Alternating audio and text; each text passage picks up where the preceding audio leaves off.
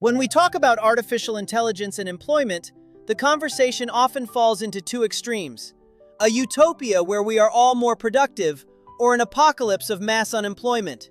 Both approaches make the same mistake. They treat the workforce as if it were a single entity. The reality is much more nuanced.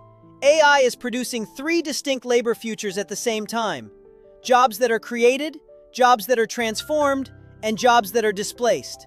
The category you end up in depends on your role, your sector, and, surprisingly, the decisions you make this very year. First, let's talk about the jobs created. Every major technological wave generates roles that did not exist before. Today, we are witnessing the birth of AI orchestrators, model behavior engineers, and ethics and governance managers. But not everything is technical. We will also see an increase in demand for jobs that AI cannot replace, those that require physical presence, deep social trust, specialized trades, and expert human judgment. When information becomes infinite, human attention and trust become much more valuable. The second category, by far the largest, is transformation. This is where most people find themselves. Your position, your team, and your desk may be the same, but the essence of your work is being rewritten. If you previously spent 70% of your time executing routine tasks and 30% on strategy, AI will invert that equation. The skills that will make you stand out are no longer technical, because those expire quickly.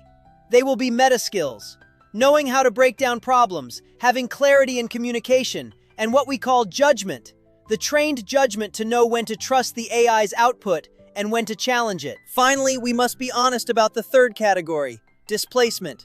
Some jobs are not transforming, they are dissolving. Unlike popular myth, AI does not first come for manual labor.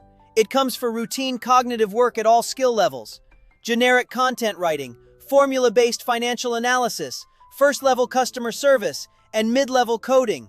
If your role primarily consists of producing routine cognitive outcomes from structured inputs, you are in a vulnerable category, regardless of your tenure or salary. But here is the most important phrase of today: the category you find yourself in is, in part, a choice.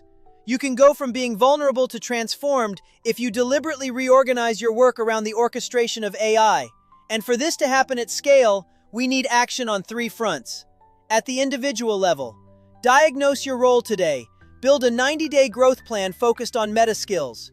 At the organizational level, companies must move beyond vague rhetoric and create transparent matrices for role redesign, connecting automation with real pathways for reskilling.